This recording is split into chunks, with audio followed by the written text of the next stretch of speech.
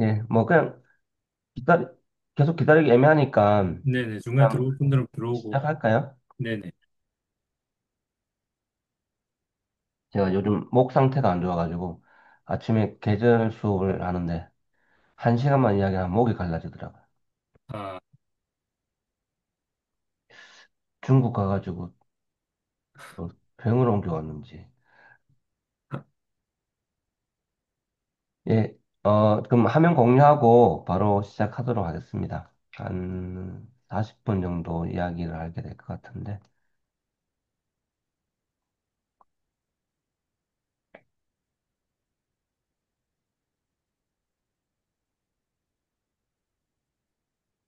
네, 오늘은 뭐, 뭐 새로운 정부가 들어온 뒤에, 국민 주권 시대라고 이제 표방을 하는데, 제대로 된 국민 주권 시대는 균형 발전과 자치분권으로 좀 돼야 된다라는 게 이제 제, 의견이고, 뭐 이렇게 생각을 하시는 분들은 조금은 있을 것 같습니다. 하여튼 오늘은 이제 크게 세 가지 정도 이야기를 할 건데요. 일단은 25년 대선 공약, 민주당 공약이죠. 민주당 공약에서 균형 발전과 자치분권 내용이 들어가 있는 것들 중심으로 어떤 내용들이 있는지 개괄적으로 좀 살펴보고요.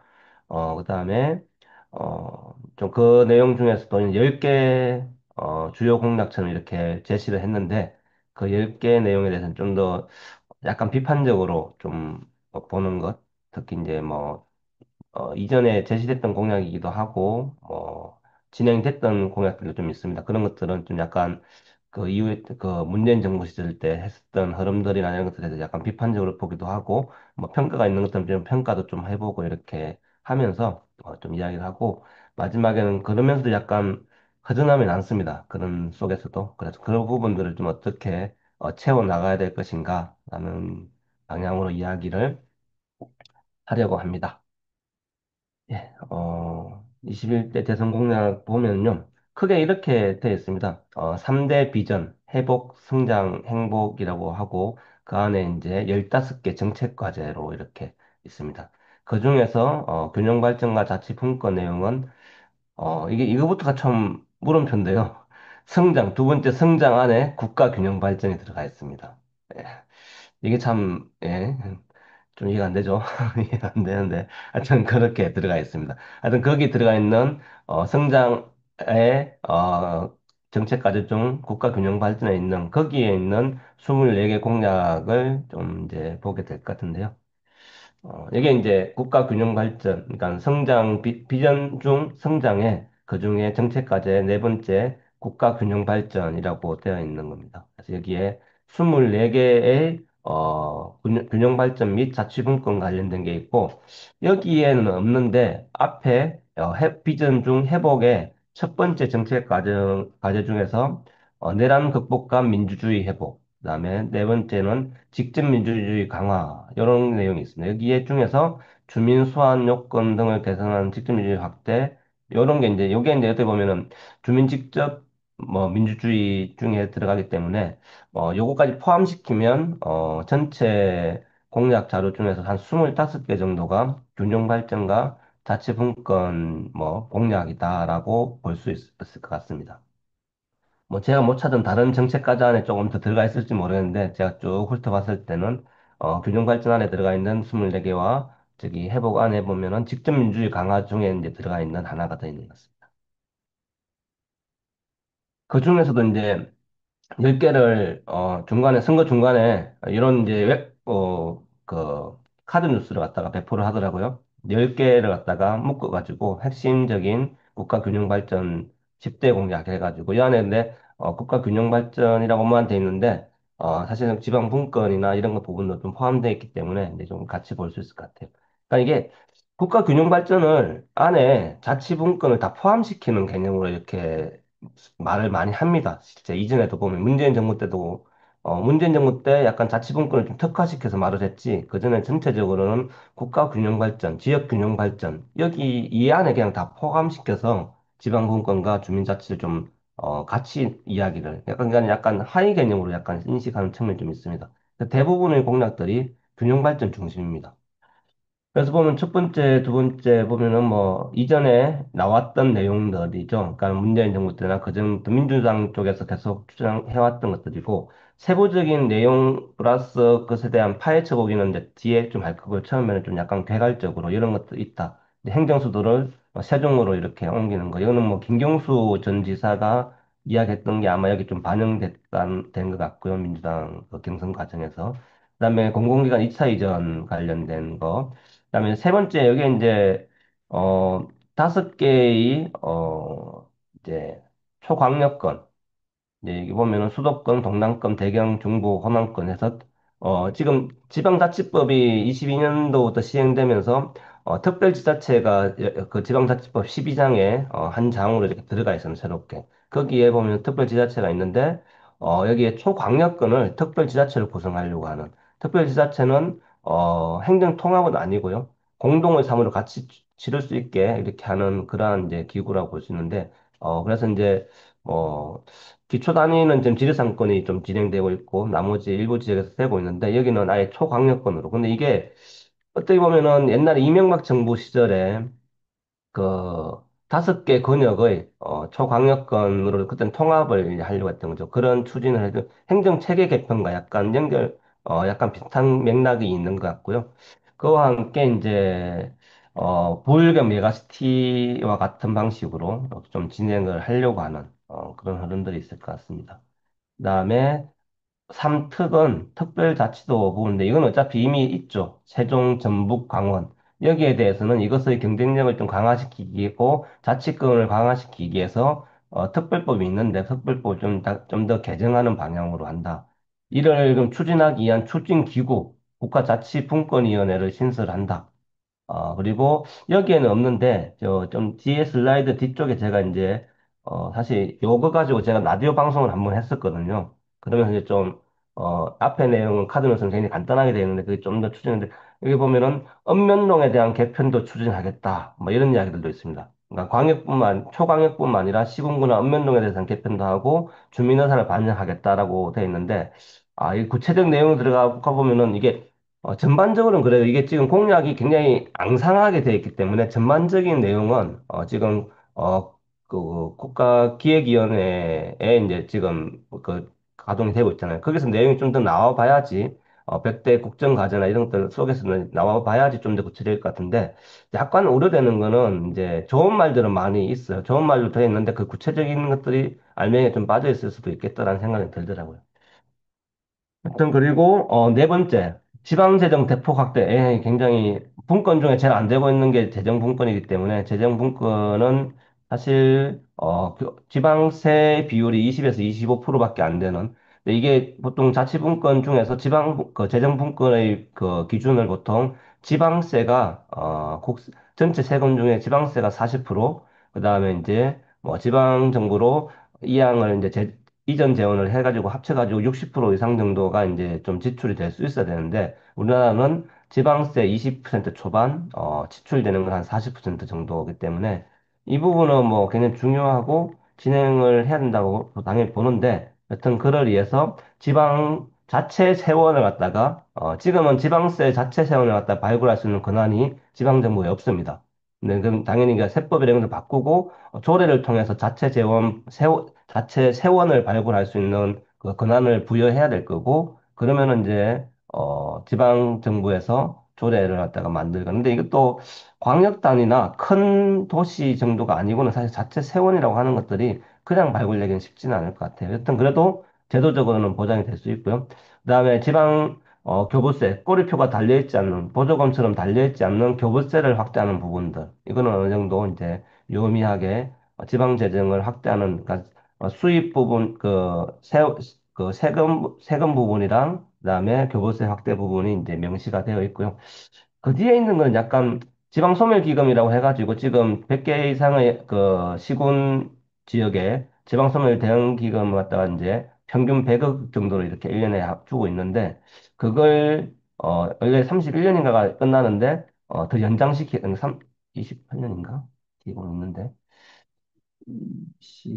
어떤 29년인가 30년인가 그때가 마무리일 텐데 그걸 연장을 하겠다. 그러니까는 지원하는 걸 좀 더 추가하겠다라는 건데 이거는 사실 근본적인 대책은 되지는 않을 것 같아요. 근데 뭐 일시적으로라도 그 지방 소멸 위기에 있는 지역들에 조금 더 지방 재정이 좀 더 추가될 수 있는 수준일 것 같습니다. 그와 함께 이제 이 5번 같은 경우는 예, 지역 전략상 육성, 산단, 막 이런 것들이에요. 지역 경제 활성화가 주로 지역 대표 전략 산업, 그다음에 산단. 사실은 어떤 이전 정부랑 큰 차이는 느끼지는 못하겠습니다. 사실 내용을 봤을 때.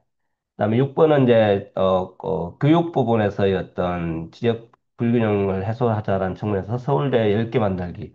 이걸 제안한 이진숙이라는 사람이 지금 교육부 장관 후보가 되어 있는 거죠. 그래서 지금 이재명을 지지했던 교수들 사이에서 굉장히 지금 반발이 심합니다. 왜냐면 그 사람은 성격이 좀 모호한 사람이거든요. 여튼, 여기에 핵심은 서울대에 1인당, 학생 1인당 지원되는 액수만큼, 단계적으로 지방 거점대에도 그렇게 지원을 하는 방향을 하자 정도의 내용이 골자지, 그 구체적인 내용들은 사실상 없습니다. 그다음에 이제 7번의 지역 주도 행정 체계 개편은 아까 이제 여기 5급 3특과 연결되는 건데요. 금융 발전 이런 것들과 함께 행정 체계 개편을 특별지자체와 함께 행정 체계 개편도 좀 진행할 건데 그걸 하는 과정에서 그 지역 주도로 여기 주민 주도는 아니고요. 지역 주도, 지방 정부의 의견들을 충분히 반영하겠다. 그리고 범부처의 통합 TFT를 구성하겠다. 뭐 이런 이야기들 정도가 있습니다. 8번이 약간 이제 기존에 잘 나와 있지 않았던 내용인데요. 지방의회, 그러니까 우리는 지방정부의 권한이 행정에 절대적으로 있고, 의회는 굉장히 약하고, 주민은 더더욱이나 없잖아요. 그죠? 네, 여튼 지방의회의 어떤 여러 가지 내용을 독립적으로 담을 수 있는 지방의회 자체 관련된 법안을 갖다가 지금은 어차피 지방자치법 안에 그냥 있는 지방자치기본법 안에 들어가 있는 건데, 지방의회법을 별도법으로 이렇게 제정을 하겠다는 거고, 그런 거 자체가 약간 상징적인 거거든요. 의회 자체에 대한 법을. 거기에서 이제, 어떻게 보면 22년도 지방자치법 개정안이 시행되고 난 뒤에, 나면서 이제, 의회의 인사권이 의회로 독립되고, 그 다음에, 정책 지원 인력을 갖다가, 의원 정수의 2분의 1까지 이렇게 할 수 있게 하면서, 정책 지원 인력을 좀 이렇게 보강을 하고는 있습니다. 근데 그런 수준보다 좀 더 독립적이고 좀 더 강한 권한들을 가지게 하려고 하면, 정확하면은 행정에 대한 통제와 견제를 충분히 할 수 있게 하려면은 이런 법안과 함께 그 법안 안에, 권한들이 좀 더 이제 강화될 수 있고, 역량이 강화될 수 있는 여러 가지들이 당기고 제도화 될 필요가 있을 거다. 사실 이렇게 별도법을 만들게 되면은 그런 것들을 추진하기 좀 더 용이할 수 있겠다라고 볼 수 있겠습니다. 그다음에 이제 국가균형발전은 이제 이 농촌 관련된 이야기랑 방송, 농촌 이야기가 굉장히 분량이 많이 있어요. 많이 있는데 사실 그런 거는 뭐 농촌 인력 뭐 등등 이런 것들인데 참 그거 쉽지 않을 것 같은데요. 어떤 이제 그다음에 농촌에 있는 여러 가지 이제 공공 서비스를 갖다가 좀 강화하겠다. 그 가장 핵심적인 의료, 돌봄, 생활, 교통 같은 것들. 그다음에 이제 빈집 문제나 여기에는 없는데 농촌 쪽에 이제 되는 이제 여러 가지 산단의 이렇게 폐기물, 산업 폐기물 문제, 이런 것들도 좀 명시가 되어 있습니다. 산업 폐기물 문제는, 그런 건 약간 지금 농촌 지역 문제 이야기 될 때 그런 것들이 좀 제기되고 있는 것들이죠. 산업 폐기물, 산단에다가 산업 폐기물 공장을 갖다가, 유치하고 하는 것들, 이런 것들도 좀 들어가 있긴 합니다. 그다음에 열 번째가 이제 이것도 그전에 많이 이야기되진 않았는데 관심 있는 분들은 좀 이제 하고는 있었지만은 어떤 지역의 중소방송에 대해서 그러니까 여기는 근데 지역이라는 범위가 마을 단위 방송 뭐 미디어 이런 부분은 아닌 것 같아요. 하여튼 이제 지역 방송에 대한 뭐 활성화라고 해서 약간 포괄적으로 이렇게 되어 있는 사실 어떻게 보면은 저희가 살고 있는 이제 신주 같은 경우는 MBC가 통합되면서 지역 방송 하나가 아예 없어진 그런 사례거든요. 이제 그러한 역사의 흐름을 이제 좀 반대로 돌릴 수 있을지, 근데 이거는 이 내용만 가지고는 알 수는 없고요. 하여튼 지역 방송, 지역의 내용을 담을 수 있는 미디어의 어떤 뭐 지원하는 것들 네, 어떻게 보면 그전에 정부에서 지역 방송을 줄여나갔던 것들하고는 약간 반대이긴 하기 때문에 어떻게 될지는 모르겠지만 일단 환영을 할 수는 있을 것 같습니다. 하여튼 이런 내용들을 중심으로 해가지고 이렇게 제디가 뒤에 이제 약간 추가적인 그게 없는 내용까지 해가지고 근데 제가 이거 봤을 때 이 이 24개 플러스 이 24개의 주요 공약들을 갖다가 구분을 좀 해보면요. 기본적으로, 일단, 그, 일단은 특별지자체 및 행정체계 개편과 관련된 이야기 아까 주로 있었죠, 그죠? 그와 함께 이제 지방분권, 재정분권이죠, 그죠? 그다음에 이제 재정분권 하면서 그 예산에 대해서도 약간 참여예산적 성격을 더 강화시킨다 하면서 주민자치적 성격을 강화하는 부분, 이런 것들이 좀 있었고, 그다음에 지역경제 활성화 관련된 공약들이 좀 있었고, 그다음에 농어촌 활성화에 대한 공약, 이런 것들이 지역경제랑 농어촌 활성화 공약이 굉장히 좀 많았습니다. 그리고 그와 함께 교육 격차 해소를 위해서 아까 뭐 서울대 10개 만들기도 있는데 농촌이나 언면 지역이 이런 데에 어떤 뭐 예, 특성화시키는 그런 지역 마을형 뭐 학교들 이런 것들 이야기들이 이 24개 안에 있고 좀 전에 10개가 있는 그 중에서 약간 핵심적인 부분들 좀 추려가지고 이야기된 것 같습니다. 일단 이 정도가 이제 간단하게 좀 개괄적으로 좀 살펴본 거고 좀 전에 말했던 10개의 어떤 주요 공약들을 좀 중심으로 제가 뭐 한번 좀 전에 뭐서도 간단하게 제 입장을 좀 뭐 추가적으로 설명도 했긴 했는데 좀 더 좀 들어가 보려고 합니다. 일단 행정수도 세종 완성 부분은 뭐 모르겠습니다. 입장의 차이가 있는 사람들이 충분히 있을 수도 있겠지만, 기본적으로는 이것은 실제 실행을 해내는 것이 중요하지, 뭐 이 방향 자체에 대해서는 대체적으로, 근데 이제 이 속도라고 하는 것도 사실 국회 분관도 지금, 아직 그 이야기 나오고 구체적으로 시작이 됐는데도 불구하고 국회의 분관조차도 지금 거기 만들어지지 못하고 있거든요. 그래서 이제 결국은 저는 이 부분 행정수도 세종의 부분은 지금 뭐 위헌 소송에서 졌기 때문에 이 노무현 정부 때 위헌 소송 그러니까 헌법재판소에서 위헌 소송이 났다라는 것도 있겠지만은 더 큰 거는 사실은 이거는 집행 의지와 속도인 부분이라 보는데 역대 지금까지 정부에서 이게 뭐 필요하다라는 이야기들은 조금씩 나오고 정도의 차이는 했지만 결국은 아직까지 속도가 나지 않는 것들이 이제 가장 큰 문제인 것 같고 물론 김경수 그 후보와 이재명 후보, 그러니까 예비 후보들의 경선 과정에서는 김경수 후보는 굉장히 강하게 했지만 사실 이재명 후보 같은 경우는 그렇게 강하게 이렇게 이야기하지 않았습니다. 저는 이 부분은 약간 여기 보면 여기 넣으면 집무실 하나 만드는 정도 수준이 아닐까? 라는 생각. 그래서 실질적인 균형 발전에 큰 효과를 주기는 쉽지 않을 거다. 행정수도 이전이라고 하는 것의 어떤 어, 그런 의미는 가지는 어렵겠다라는 생각이 듭니다.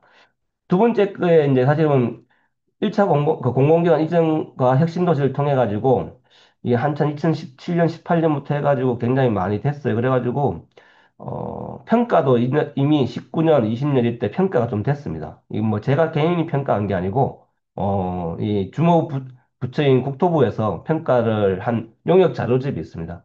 용역 자료를 보면요. 지역 내 인구 유입의 실효성이 있는 곳이 별로 없습니다. 물론 이제 예를 들면 진주에 있는 경남 혁신도시 같은 경우는 초기에 2013년 대쭉 해가지고 한 18년까지 한 10,000명 정도 늘기는 늘었어요. 그런데 실제 그중에서 많은 사람이 빠져나갔고 다시 그리고 사실 그 정도 인구가 늘어나가지고는 혁신도시의 구성이 외부 사람들, 그러니까는 이주한 사람 대부분 아니고 대부분 진주 내에서 다시 다른 동에서 이동한 사람들입니다. 실제 인구 유입의 실효성이 그렇게 높지 않았고, 오히려 지역 내에 신도심이 만들어지면서 구도심이 공동화되는 상황들이 좀 더 심화되는 것들이 있었습니다. 그러니까는 주변에 한 두세 개 동이 완전히 구도심으로 이렇게 바뀌어버렸어요. 하나에 되면서.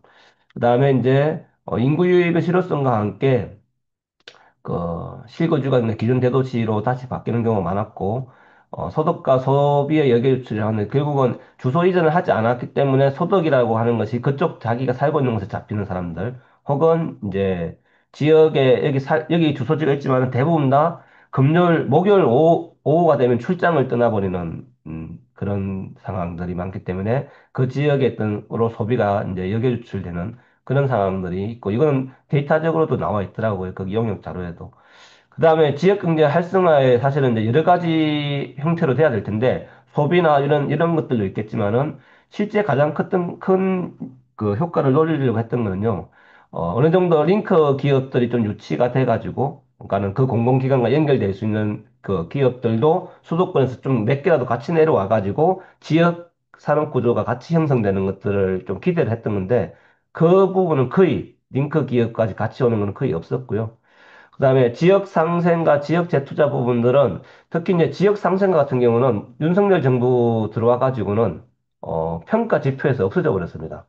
경영평가에서 사실은 사회적, 가치, 그 중에서도 지역 상생 이런 것들이 굉장히 20 몇 프로 이상, 30% 정도의 어떤 경영평가 지표에 들어가 있었는데, 그게 거의 다 없어졌습니다. 물론 이거는 그 전에 정부에도 없었던 겁니다. 박근혜 정부 때 없었던 거, 문재인 정부 때 잠시 들어왔다가 또 없어지고, 사실상 그래서 대부분의 공공기관에 사회적 가치 무선 사업단, 상생 사업단, 이런 것들이 단이 다 없어져 버렸습니다. 그래서 이제 이런 것들도 그전에도 효과가 크지 않았는데 윤석열 정부 때는 완전히 그냥 없어져 버렸고, 실제 그래서 효과라고 하는 게 지역경제 효과라고 하는 게 지방세 소득이 늘어난 거 정도 말고는 그렇게 큰 지역 경제 활성화에 영향을 미치지 못. 실제 어느 수준 정도냐면요. 인쇄나 이런 것들조차도 지역 인쇄 업체가 아니라 기존에 있었던 그 지역의 어떤 업체에 맡기는 경우들도 초기에는 굉장히 많았고, 뭐 좀 더 지나고 난 뒤에는 좀 그런 것들이 많이 완화됐지만요. 이런 부분들, 그다음에 이제 추가 이전이 지금 논의는 이제 되긴 하는데, 오늘도 기자회견에도 추가 이전 관련해 가지고 질문을 이렇게 지역지 기자가 했어요. 하니까는 이제 구체적인 시기나 등등은 뭐 말하기는 어렵다. 이건 사실 윤석열 정부 때도 맨날 했던 이야기예요. 그리고 추가 이전 좋다 이겁니다. 그럼 한다고 했을 때 그러면 이제 그 기준은 뭐냐? 그래서 지금 그런 기준을 안 세우게 되면요, 또 그냥 서로 무한 경쟁. 막 모든 이제 그때 그 혁신 도시를 유치하지 못했던 다른 지역들이 그걸 혁신 도시를 다시 만드는 차원으로 어떻게 지방으로 공공기관 이전에 대한 그 경쟁하는 그런 상황이 될 겁니다. 남원에서도 그 2차 이전 이야기가 한 1, 2년 전에 나왔을 때 남원에서도 입장되고 막 이랬을 겁니다. 대부분의 다른 지역들에서 이번에 다시 기회다 해가지고 또 그런 경쟁으로 다시 끌려 들어가는 그런 상황도 벌어질 수 있고요. 좀 지역적이진 않죠. 지역인재 할당제가 사실은 30%까지 됐다라고 이야기하지만 실제는 기존 직원이나 인사과는 굉장히 인식이 안 좋고요. 그다음에 특히 5명 이하로 채용을 하면요, 하지 않아도 되거든요. 지역인재 할당을. 그래서 쪼개기로 채용을 합니다. 30명 채용할 걸 6군데에서 5명씩 채용을 하는, 이런 식으로 되는 거죠. 하여튼 뭐 그런 면에서 실제는 30% 넘었다고 하지만은 20%도 되지 않은 것이 현실이고, 이런 부분들도 이제 약간 개선이 좀 돼야 될 거고, 하여튼 이런 것들을 평가했던 것들을 충분히 반면교사를 삼지 않으면 그냥 또 다시 실제 지금 진주에 있는 혁신도시인 충무공동에는 다 임대 분양되어 있습니다. 그래서 이제 엄청납니다.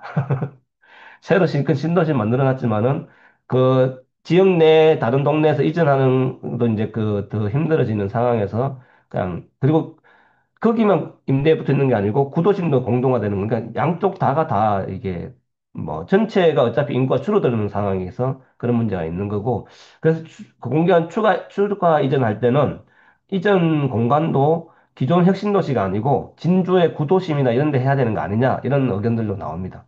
이제 지역 내 격차를 갖다가 완화시키는. 하여튼 이런 측면들이 좀 충분히 되지 않으면 또 이제 뭐 기업 유치와 같은 이제 그런 환상을 심어주는 방식으로 진행될 수도 있다라는 것들을 말씀드리고 싶고요. 예, 5극 3특 구현은 뭐 이제 제가 사는 동네에서는 부울경 메가시티가 환장을 합니다. 남부 내륙철도와 부울경 메가시티는 김경수 지사의 1대 2대 공약이었거든요. 그때. 그러니까 그러니까 국힘뿐만 아니라 민주당도 환장을 합니다. 이거 가지고.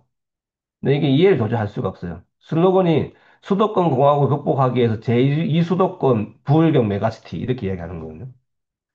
아니, 수도권 공화국을 극복하는데 다른 수도권을 만들면은 그 두 개의 수도권 말고 나머지는 다 죽는 거잖아요. 그러니까 이게 이제 마인드를 가지고 추진을 하는 거기 때문에 이건 문제가 좀 심각하다고 생각을 하고 특히 처음에는 서부경남은 완전히 소외됐었습니다.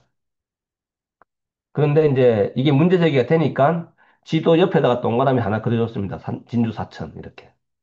그런 정도로 끼워 넣기가 되어 있는 수준이라는 것이 이제 좀 문제라 보고 이게 이 마인드 자체가 저는 그럼 아까 5대 초강력근을 하는 거 할 수 있다 봅니다. 그러면요, 그걸 큰 거는 규모의 어떤 행정체계 개편을 한다고 하더라도, 혹은 부울경 메가시티처럼 한다고 하더라도, 그러면 오히려 읍면동의 권한을 갖다가 충분히 제공하는, 그러니까는 오히려 이번 기회에 읍면동, 기초지자체 추진을 하는 게, 그러니까 그 양쪽이 같이 가면 어느 정도 의미가 있겠지만, 그렇지 않으면 지금처럼 하면은, 그냥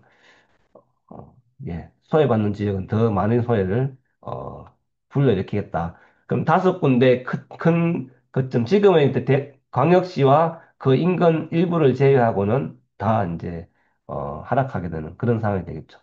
지방재정 대폭 확대는 기본적으로 굉장히 가장 제가 반기는 부분이고, 근데 그것을 좀 더 구체적이고 실질화시키는 부분은 아까 말다시피, 지방세가, 원래 지방세가 40% 정도까지 돼야지 자치분권 국가라고 이야기를 하긴 하는데요. 그까지 아니면 단계적으로 일단 30%까지, 지출은 60%까지 목표를 좀 구체적으로 설정해야 되는데, 이런 계획들이 하나도 없다는 것. 그래서 그런 부분들을 좀 구체적으로 수립을 해야 된다. 그리고, 교부세나 이런 것들을 이제 기초지자체를 하는데, 이건 어떻게 보면 행정체계 개편이나 읍면동의 어떤 하위 행정기구를 자치기구, 준자치기구화 하는 거랑 약간 연결되는 것 같아요. 어떤 교부세나 뒤에 나오는 고향사랑 기부제 이런 데도 지금은 시군 단위의 어떤 특정 사업에 대한 지정 기부를 할 수 있게 됐거든요.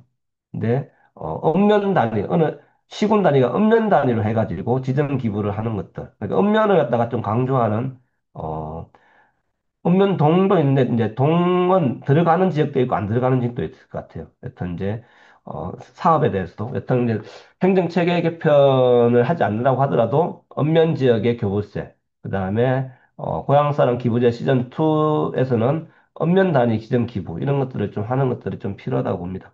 아까 말한 지방 소멸 기금 같은 경우는 기간을 늘리고 이런 것들이 아니라 사실상 지방소멸 기금은 거의 하드웨어에 사용될 수밖에 없게 지금 설계가 되어 있거든요. 어, 고향사랑 기부금은 약간 소프트웨어에 사용할 수 있게 되어 있고. 그래서 사용처, 그러니까는 하드웨어가 아니라 소프트웨어적인 측면들에 사용될 수 있게 이렇게 용처를 갖다 변경을 시키는 것들이 좀 필요하다라는 말씀을 드리고 싶고요. 5번은 답이 없어요, 제가 봤을 때. 5번은 진짜 이재명 정부랑 다르지 않을 것 같고, 여튼 성장 패러다임에서 전혀 벗어나지 않고 있고, 어, 지방정부 차원의 지역순환 모델을 만드는 거 말고 나머지는 여기 5번에 나와 있는 산업 구조 부분이나 대표 산업 이런 것들은 이전에 매번 하던 이야기들입니다. 근데, 예를 들면 창원 정도 규모는 모르겠지만 그 이하의 그 지역들은 좀 어려울 거라고 봅니다. 서울대 10개 만들기는 이름 자체가 잘못됐죠, 사실은. 이제 서울대 공항에서 벗어나지 못하는 거고, 지금 여기서 가장 결국은 서울 사립대 중심의 어떤 이 고등교육 체계를 바꾸지 않고, 입시 중심을 바꾸지 않고, 이렇게 또 이렇게 매번 하는 대학에다가 돈 투입하는 방식으로 공모 사업처럼 줄 세워가지고 이렇게 하는 여러 가지 사업도 지금도 있습니다. 이런 것들이랑 별 차이가 없다. 오히려 대학 교육의 질을 높이기 위해서는 또 다른 차원으로 접근을 해야 된다라는 말씀을 드리는 거고요. 예, 벌써 30분이 지났네. 아, 이야기하고. 지역 주도 행정체계 개편은 기본적으로는 좋습니다. 모든 것이 이제 중앙보다는 지역 단위의 의견과 등등을 얻는데 여기에 지역 주도 플러스 주민 주도 가 이제 좀 같이 있어야 된다라는 거. 근데 그런 것들이 연구되어 있지 않다는 거고요. 지방의회는 일단 강행정, 야그회를 탈출하는 중요한 계기가 될 수 있다. 그런데 어떤 법을 갖다 간단하게 만들면서 그냥 끝나는 게 아니라 거기에 그러니까 별도법을 만들면 별도법 개정을 통해 가지고 지방자치법을 개정하지 않더라도 별도법 개정을 통해 가지고 더 많은 제도, 더 많은 권한들을 갖다 부여하는 방향으로 계속 할 수 있으니까 그런 방향으로 가자. 라는 것들이고, 이와 함께 이제 여기에 있습니다. 기관 구성 다양한, 그러니까 행정과 의회의 관계 설정을 예를 들면 CEO 방식으로 할 수도 있고 여러 가지 방식으로 할 수 있는데 그것을 정하는 걸 기강구성이라고 합니다. 그것을 지금 지방자치법 개정을 통해 가지고 주민투표로 변경을 할 수 있게 되어 있습니다. 예를 들면 의회가 단체장을 선임하는 방식으로 바꿀 수도 있습니다. 주민들 투표로 통과가 되면. 이렇든 이제 이 지방재정법을 그 지방의회법을 제정하는 걸 넘어서 가지고 행정과 의회의 관계 설정 자체를 갖다가 근본적으로 다르게 할 수 있는 제도는 되어 있으니까 이런 것들도 좀 고려를 좀 해보자 하는 거고 좀 중요하게 제기되는 지방 정치의 중앙 정치와의 거리두기 혹은 독립성을 위해서 지역 정당이나 이런 것들도 좀 추가돼야 되는 거 아니냐라는 것들을 말씀드립니다. 네, 농촌 문제는 사실 근데 이런 게 좀 들어있긴 했어요. 요 위에 거, 요 제로의 거 산적한 문제들이 좀 들어가 있더라고요. 산업 폐기물 문제까지. 근데 이제 실질화하기 위해서는 농어촌 기본소득을 좀 더 고쳐야 될 필요가 있고 사실은 제일 고민되는 거는 삶의 패러다임에서 도시 중심을 벗어나지 않고 이게 가능할까요? 라는 생각이 듭니다. 일단 농촌은 아닌 것 같은 이런 게 깔려 있기 때문에. 그다음에 지역 중소방송 활성화는 일단 뭐 의미는 좋다고 보는데 이것을 구체적으로 그런 게 있어요. 옛날 문재인 정부 때도 뭐 사회적 경제 전문 인력, 주민자치 아카데미, 각종 인력 양성도 많이 하고 했는데 그 사람들이 가서 할 데가 아무 데도 없어요. 그러니까 여기 생태계를 어떻게 만들지, 또 이런 뭐 아카데미만 하고 수료증만 남발하는 건 아닐까?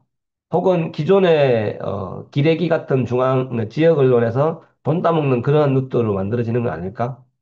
이런 좀 우려는 좀 있습니다. 이것에 대한 구체적 설계들이 좀 필요할 것 같고, 하여튼 일상을 공유하는, 그리고 공동체성이 높아지는 방향으로 좀 마을 미디어나 등 이런 것들이 좀 더 활성화될 수 있는 방식으로, 특히 주민 자치랑 연결돼가지고, 그리고 최근에 재난 문제, 농어촌 지역의 재난 문제, 농산촌, 재난 문제 굉장히 심각한데요. 재난 대처를 못합니다. 방송도 없고, 방송에도 안 듣고, 뭐, 어떤 여러 가지 이제 상호적인 문제가 있는데 그런 것들과 좀 연계하는 것들도 필요하지 않을까라는 생각이 들고요. 참 뭐, 이야기 뭐 어쩌고 하긴 했는데, 하여튼 뭐, 다 그 좋게 보려고 하기도 하고 여러 가지 생각을 해서도 여튼 좀 많이 허전합니다.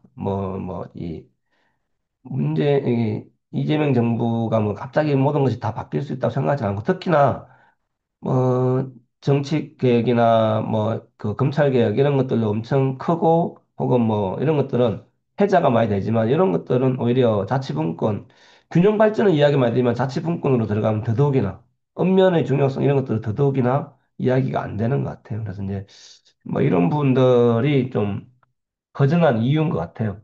뭐 특히 균형 발전이나 자치분권을 전담하는 부서가 굉장히 그냥 위원회 수준으로 맨날 이야기하는 게 뭐냐, 부총리급으로, 부를 신설해야 되는 거 아니냐라고 이야기를 하는데, 잘 안 됩니다. 그게 한 20년 동안 이야기되고 있는데.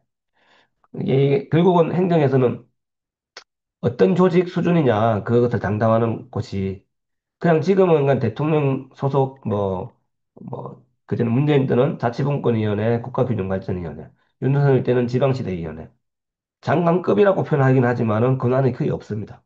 자체적인 권한이. 이제 어, 행안부가 주로 일을 하고 여기는 의견을 내는 방식 수준밖에 안 되거든요. 그래서 이제 그런 것들부터 그다음에 당사자성이나 그다음에 균형 발전도 결국은 메가를 중시 여기는 그래서 외곽은 소외되는 뭐 이런 것들이 문제들이다라는 것들이고요. 주민자치의 입법화가 공약이 있습니다. 그런데 10대 공약, 아까 10개 안에는 포함되어 있지 않죠.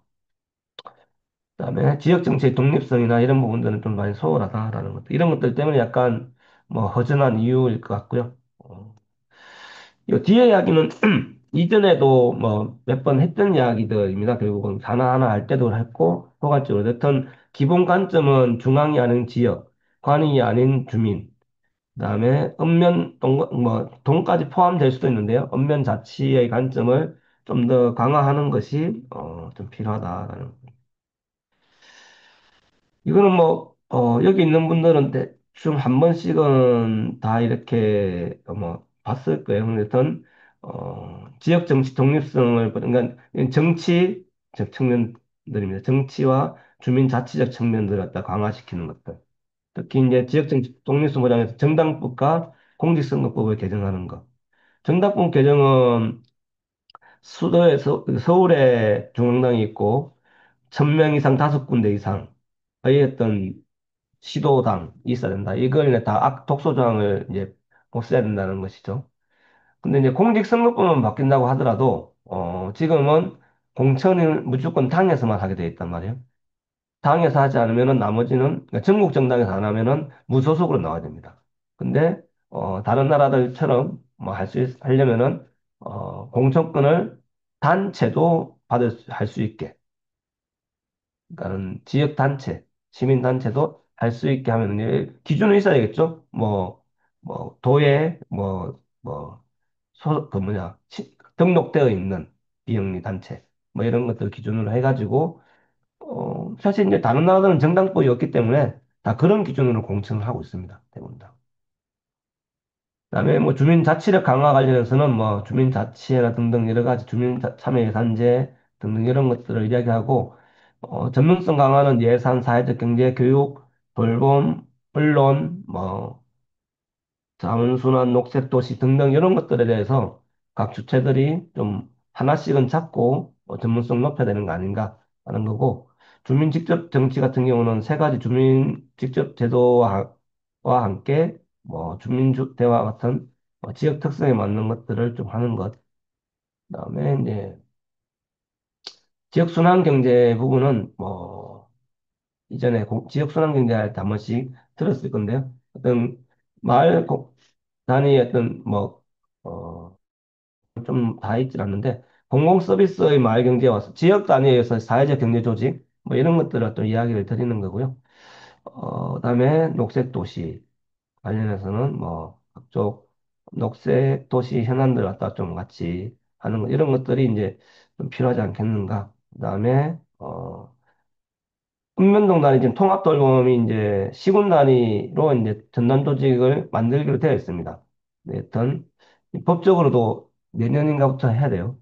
그래서 이제 이것을 또 이 관 조직에서 그냥 할 가능성이 높고, 지역사회 보장협의체나 이런 데서 할 가능성이 높은데, 이런 것들을 기존의 어떤 주민자치의 사회복지기관, 돌봄 사회적 경제조직들이 좀 이렇게 실행할 수 있는 그런 지역들이 좀 사실 여기서 뒤에 말하는 것들은 4, 5, 6분 이런 것들은 지역별로 특정 지역들은 하고 있기도 하고 하려고도 합니다. 근데 이제 영남권에서는 별로 하지 않고 마을 방송은 나도 아직까지 어떻게 할지 상이 안 잡혀 있고, 아까 앞에 나와 있는 요 공약들이 좀 더 구체적이고 실질화될 수 있는 것들이 좀 이것도 같이 좀 이거는 관심 있는 분들이 이야기를 한번 끄집어냈으면 좋겠다라는 생각. 뒤에 세 개의 슬라이드 이거는요, 뭐 제가 정리한 건 아니고 한 5개 정도 있는데, 읍면자치 공동행동이라고 있습니다. 이게 단톡방에 들어와 있는 분도 있을 텐데, 거기에서, 이거는 이제 민주당과 정책 협약을 맺었던 내용이고, 그 뒤에 또 얼마 전에 이제 모임을 통해 가지고, 약간, 추가적인, 구체적인 로드맵을 갖다 구체적인 내용들을 좀 정리했던 것 때문에, 이건 한번, 읍면자치 를 좀 더 중심으로 이렇게 하는 건데 한번 참고해서 보면 좋겠다 싶어서 첨부를 했습니다. 예, 일단 여기까지 일단은 이야기를 드리고요. 질문이 있으면 추가적으로 말씀드리겠습니다. 강지훈 조합원은 뭐 끝났나요?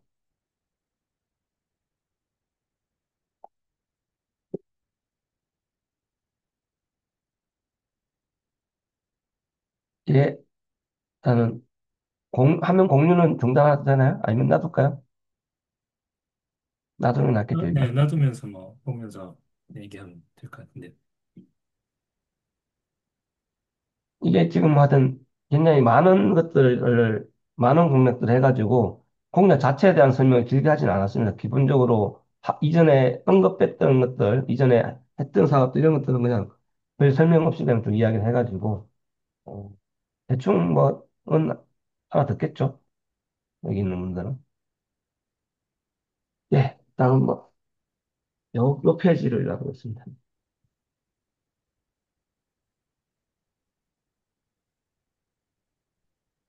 그 재밌는 것도 있어요. 이 통장의 노고에 국가가 보답하겠습니다. 이런 거 있어요. 통장님 우리 강지원 통장 통장 노고에 보답. 노고가 24번째 공약이 있다니까 이 통장의 노고에 월급 좀 국가가 올려주는 거 아니에요? 보답하겠습니다. 월급. 돈도 안 되는 표창장 쓰고 있는 거 아니겠죠? 네, 뭐 질문 있으시면 이게 사실 준비했습니다. 아까도 말했지만 이제 좀 그런 게 있어요. 이게 지금 이제 국가기획위원회 그러니까 인수위 성격의 기획위원회가 지금 이제 가동이 되잖아요. 여기서 좀 더 구체적으로 내용이 나와야 돼요. 사실 지금은 진짜 예를 들면 주민자치 입법화 이야기가 딱 두 줄밖에 없어요. 그러니까 설명이 별로 없다는 거예요. 지금 그러니까 로드맵이 없어요. 대부분 다. 일부 공약에는 약간 구체적인 이야기도 있지만은 전체적인 로드맵, 구체적인 목표 이런 것들이 별로 없어요. 지금. 근데 제가 이제 뒤쪽에서 파헤쳐보기라고 해가지고 이제 이것도 한 거는 오히려 기존에 했던 것들을 좀 약간 비교해가지고 좀 한 것들 혹은 뭐 그런 것들이 좀 많습니다. 네, 이거 채팅에 질문 남겼는데요. 예. 그러니까 이제 좀 본격적으로 이게 되려면, 그러니까 개헌 전에 이 여기 뭐 소로연터 뭐 이런 곳에서도 얘기됐던 것 같은데 개헌이 본격적으로 추진되면서 이런 지방 분권이나 자치분권의 이야기를 좀 더 많이 하고 그런 것들을 할 수 있는 거 아닐까요? 그래서 이 개헌 추진의 가능성, 그러니까 뭐 일정, 그런 흐름에 맞춘 이런 이 자치분권을 강화하는 하려는 이 사람들의 어떤 움직임 이런 것들은 현재 좀 뭐 구체적인 게 있을까요? 음. 개헌을 지방선거 때 될 가능성 제가 봤을 때는 그냥 낮을 것 같고요. 왜냐하면 내용이 있어야 되거든. 안이 있어야 되잖아요. 물론 이제 안이 없는 것도 아닌데 문재인 정부 때 안을 가져와가지고 가다듬어도 되거든요, 사실은. 근데 이제 지금의 아주 초기 흐름을 봤을 때는 개헌이나 이런 것들보다는 뭐 검찰 개혁이나 그러니까 각각에 대한 것들 좀 먼저 쪽 추진을 하는 것 같고 제가 봤을 때는 국회의원 선거 때쯤을 보지 않을까라는 생각이 좀 많이 들고요. 그래서 요 부분도 마찬가지예요. 개헌에 맞춰가지고 제도를 바꾸는 게 아니고 이미 공약들을 있고 좀 이따 나올 100대 국정과제 이런 것들에 들어가게 만들고 그런 것들은 그냥 바로바로 좀 시행이 돼야 되는 거죠. 개헌은 오히려 그런 과정에서 그것을 상징적으로 말하는 자치분권 국가, 뭐, 지방정부, 뭐, 이렇게 표현들, 뭐, 등등 이런 것들이 좀 더, 되면 되지 않겠는가. 실제, 지난 개헌 때, 그러니까 지난 개헌 논의 때 나왔던 자치분권과 관련 내용들 중에서, 안 되면, 그 개헌이 안 되면서, 2018년도에 안 되면서, 2020년도에 지방자치법 개정으로 어느 정도는 좀 들어간 것들이 있거든요. 이런 것들 좀 더 실질화시키는 것들, 이런 것들이 좀 필요하다고 보고요. 그리고 지금의 흐름, 기존의 개헌 흐름은요, 자치분권과 별로 큰 관계가 없습니다. 사실. 기존의 개헌 흐름들은. 근데 이제 자치분권 흐름을 가지고 있는 단위들은 몇 군데가 있어요. 근데 이게 선거 시기에 필요에 의해서 만들어진 조직도 몇 군데 있고, 엄면자치 공동행동별처럼 오히려 그 뒤에 좀 더 적극적으로 하면서 계속, 이렇게 엄면자치, 아까 말한 준자치 조직으로 만들고 등등 이런 것들에 대해서 계속 의견들을 내고 있는 데가 있었는데 이게, 정부 안에 투영되는 부분들은 오히려 아까 말했다시피 선거용으로 만든 데들이 파워가 더 강할 수도 있어요. 왜냐면은 어떤 특정 인물 몇 명이 그 안에 들어가기 위한 과정으로 만들어진 것도 있거든요. 그런 조직이 많이 만들어졌습니다. 때문에. 하여튼 이제 뭐 어느 정도 몇 개월 지나고 한 뒤에 장관들도 다 인선이 다 마치고 안착이 되면은 이제 그때부터 좀 더 본격적으로 되지 않을까 싶고, 여기 질문, 추가 질문에, 보면 지방시도위원장이 장관급이라고 하면 그전에 했던 국가균형발전위원회보다 낮은 것이 맞나요? 예, 사실상은 좀 이게 지방시도위원회 자체가 윤석열 정부 때의 기구입니다. 그죠? 지금 개편을 한 게 아니에요. 그전에 문재인 정부 때는 국가균형발전위원회, 자치분권위원회 두 개가 있었어요. 이건 둘레는 두 개는 분리돼야 돼요, 사실은. 균형 발전은 좀 다른 차원으로 접근을 할 필요가 있습니다. 하여튼, 자치분권위원회만 하더라도, 자치분권위원회 부위원장이 이제 저희과 최상환 교수였어요. 여기가 장관급이었거든요. 그러니까는 지방시대, 윤석열 때 지방시대위원회로 말이 좋아서 두 개 합쳐가지고 했다고 하지만 결국은 권한은 지위나 권한은 더 약화됐던 겁니다. 근데 그게 그대로 지금 그대로 가 있는 거죠. 그래서 장관급이라 표현하는 것 같고, 이걸 그래서 위원회는 어차피 장관급이든 총리급이든 별 큰 의미가 없어요, 사실은. 왜? 여기 당연직 위원들 중에서 다 장관들이에요. 지방시대위원회. 당연직 위원들. 부총리들, 장관들 다 들어가거든요. 그러니까 위촉을 하는 사람들은 이제 교수나 이런 사람 주로 있고. 사실은 이게 그 당연직들은 대부분 아무 역할 안 합니다, 여기서. 그러니까 이게 그냥 자문위원회 수준으로 대부분 다 위원회들은 어쩔 수 없이 그래 되는 것 같아요. 물론 이제 문재인 정부 때 자치분권위원회 조금 일을 했다고는 하지만은 사실상 부처처럼 일을 하지 않습니다. 기본적으로. 파견돼 있는 공무원이 몇십 명 있긴 하지만 그렇게 일을 하진 않더라고요. 그래서 이제 뭐 어디 급의 경고 수준도 있지만은 위원회 형태로 가서는 좀 지속성이 굉장히 약하고 어, 그렇다라는 것. 네. 다른 질문이나 의견.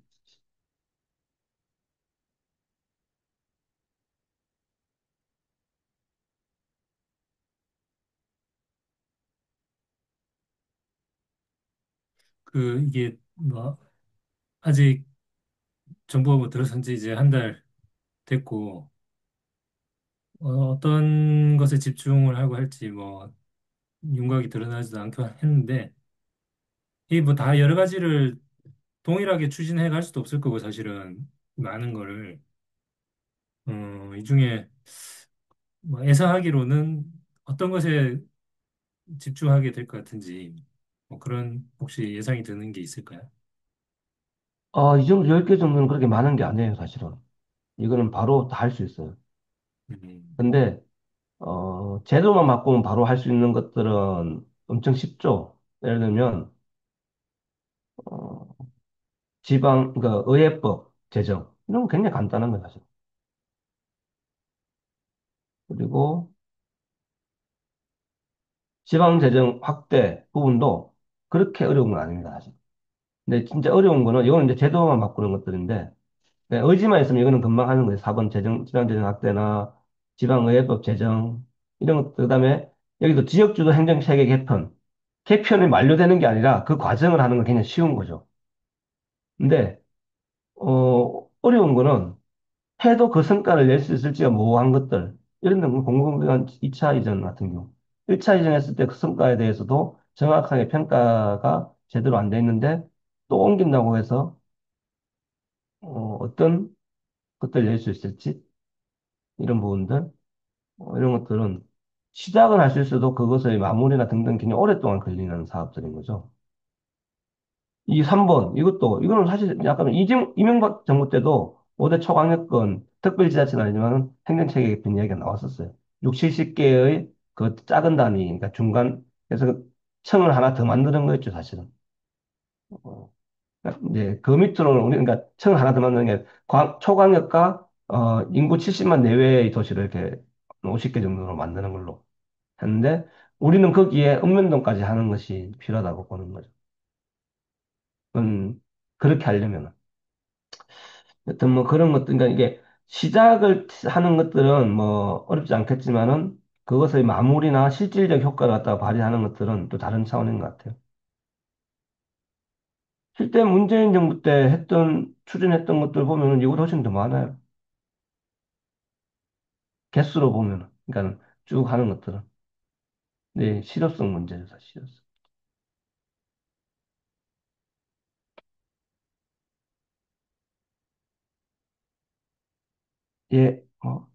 다른, 혹시 뭐 부울경 메가시티 이런 것이 그냥 구호 말고 뭐 구체적인 어떤 사업이나 뭐 이런 좀 원래는 없었는데 그래도 메가시티니까 이런 사업을 새로 한다 이런 것들이 있나요? 아니면 그냥 철도나 뭐 어떤 교통편 연결인가요? 지금은 어차피 불금 메가시티 시즌 2잖아요. 그죠? 그러니까는 시즌 1 때 했던 게 교통편 좀 하겠다 이런 정도였던 거고, 원래 좀 더 가면은 사실 과덕도 신공항이랑 연결됩니다. 원래. 불금 메가시티의 활용 정점은 원래 가덕도 신공항과 연결되거든요. 거기부터 해가지고 전체, 그러니까는 이게 물류 거점 도시부터 해가지고 여기까지를 다 같이 하겠다는 거고, 사실 그래서 이제 지금 뭐 저는 가덕도 신공항도 지금 거의 물 건너가는 흐름이잖아요. 현대에서 손을 뗐거든요. 예, 얼마 전에 발표했습니다. 현대에서 못하겠다고. 이 여러 가지 이유가 있는데, 옛날에 환경단체들이 했던 이야기들도 많이 들어가 있어요, 그 안에. 침하가 된다, 이런 것들도 다. 그것도 불균형 침하.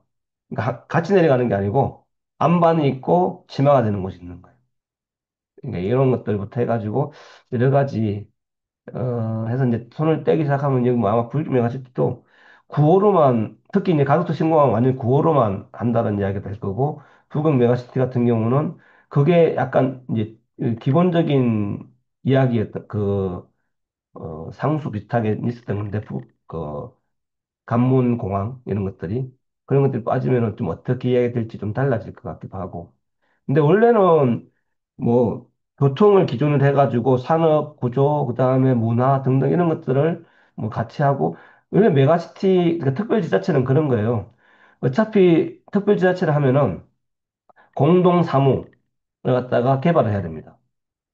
같이 할 사무들을 개발을 해야 돼요.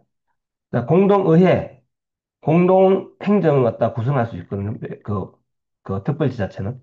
여기 근데 메가시티라고 하는 거는 큰 도시라는 개념인 거고, 정확하게 성격을 말하면요, 행정통합이 아니라 특별지자체로 한다라는 이야기입니다. 특별지자체가 좀 전에 말했다시피, 같이 할 사무를 정하고, 공동의회를 구성하고, 공동행정기구를 구성하는 겁니다. 자, 그럼 기존의 시도는 유지하면서 이렇게 새롭게 구성을 하는 거예요. 공동의 사무를 해결하기 위해서. 그것이 어떤 사무가 될지는 정하게 나릅니다. 예를 들면, 제가 이제 지리산권 특별지자체 컨설팅 같이 할 때 보면은, 거기 지리산권에서 어떤 사업을 전체 다 같이 할 거냐, 5군데가. 그리고 2군데씩 같이 할 수도 있는 거잖아요. 이어져 있는 것. 상하수도나 이런 것들. 이런 거와 관련된 것들을 갖다가 행정기구와 공동의회기구를 갖다가 설치를 하는 겁니다. 각각의 파견을 해가지고. 그러면은 여기에 대해서 중앙정부가 재정 지원이나 등등을 갖다가 좀 더 강화해 주는 뭐 이런 측면. 근데 여기서도 문제는 뭐냐면요. 어느 정도 지원해 주는지에 대한 것은 계획이 되어 있지 않아요. 특별지자체는 있지만 재정 지원에 대한 구체적인 설계가 없어요. 그러니까 진행을 하고 있는 지리산권이나 다른 지역에서 답답한 거죠. 특히 윤석열 정부 때는 완전히 스톱됐거든요, 그게. 그러니까 이게 특별지자체를 추진을 하는데 얼마나 중앙정부의 지원이 있는지를 알 수가 없는 그렇게 한 2년을 흘러간 거지. 이제 이런 것들을 그래서 결국은 특별지자체에 대한 지원을 어떻게 할지에 대해서도 좀 정확한 명시가 좀 돼야 될 필요가 있고 그다음에 부유경 메가시티가 되든 이런 데들도 이제 행정통합이 아니라 이렇게 하는 건데 공동의 사무나 등등을 어느 정도로 어떻게 할지 이런 것들을 갖다가 협의를 좀 해야 되겠죠. 그냥 뭐 무조건 환상을 가지고 이렇게 하는 건 좀 문제가 있고, 실제 현실적인 문제가 어떤 것들이 있냐면요. 만약 세 개의 그 광역 단위가 공동으로 행정기구와 의회기구를 구성하잖아요. 그거 어떻게 운영할 거냐? 돈을 얼마씩 낼 거냐? 사람을 어떻게 파견할 거냐? 누가 대장할 거냐? 뭐 이런 실무적인 문제들도 있습니다. 그래서 이제 공동 사무가 가장 제일 중요하고, 근데 그런 거는 뭐 공동 사무나 등등을 포함한 그 정관도 만들어야 되고요. 뭐 이런 쪽 있습니다.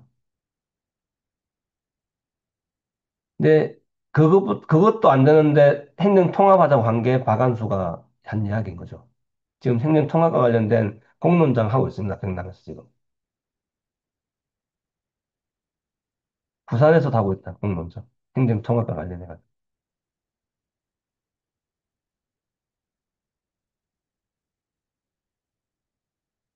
예,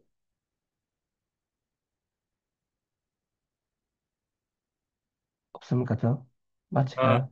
이, 제 갑자기 생각이 나가지고 약간 뭐 주제가 다를 수도 있긴 한데 그 음. 부산 지금 해수부 이전으로 부산이 난리 났다는데 부산의 분위기는 어떤지도 궁금하기도 하고 이걸 뭐 어떻게 우리는 바라볼 수 있을까 뭐 이런 게 좀 궁금해가지고요.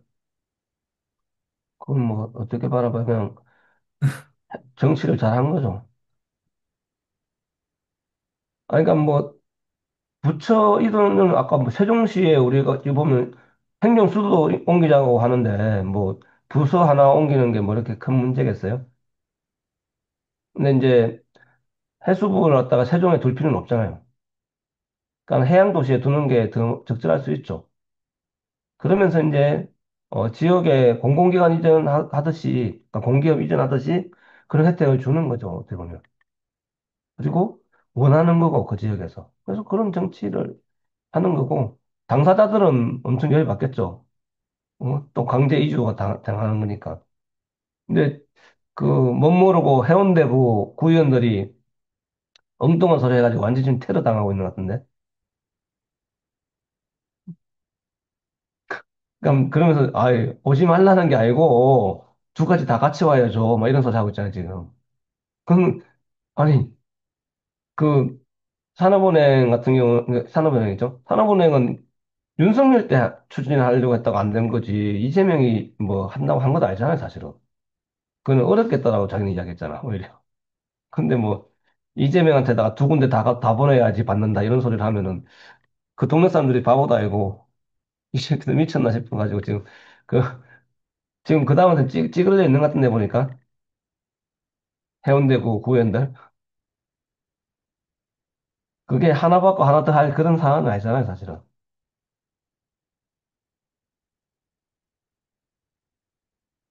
그러니까 사실은 이제 국가 균형 발전에서는 그런 것들을 많이 하잖아요. 공공기관 이전이라고 하는 것들을. 그걸 떼거지로 하기도 하고, 이렇게 하나씩 하기도 하고. 뭐 그런 차원으로 그냥 접근을 한 것 같고, 어, 당사자들 일부를 빼고는 대부분 다 반길 수 있는 사안을 가져온 거죠. 산업은행 이런 것들은 여러 가지가 좀 복잡한 게 좀 많은 거고, 요거는 이야기 풀어낼 수 있다는 자신감도 있는 것 같아요. 왜냐하면 이재명 경기도지사 할 때 수원에 있는 그 도공공기관을 갖다가 경기 북부나 이런 데 많이 옮겼거든요. 네, 그런 자신감이 있는 것 같아요. 그러니까는 대부분 시민들은 전체적인 동의를 어느 쪽으로 할지에 대한 그런 그 자신감이 있는 거죠. 이거 정도는 반대하는 사람이 있긴 하겠지만은 전체적으로 다 동의할 수밖에 없을 거다라고 생각되는 것 같아요.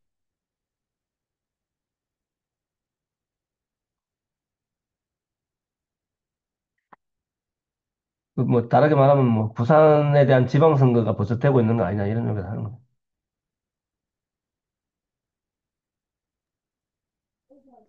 부산 분위기 좋습니까? 이거 하나 가지고 뭐.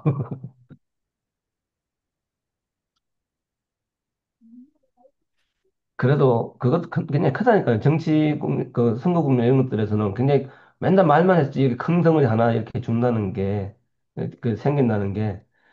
아니, 부산에 뭐, 지금 아까 가덕도 너무 무리하게 양쪽 다 추진한 거죠, 양당에서. 이제 이것도 지금 날라갈 판인데, 그게 10조 원 들어가는 사업이거든요. 최소. 추가되면 한 16조까지 이야기합니다.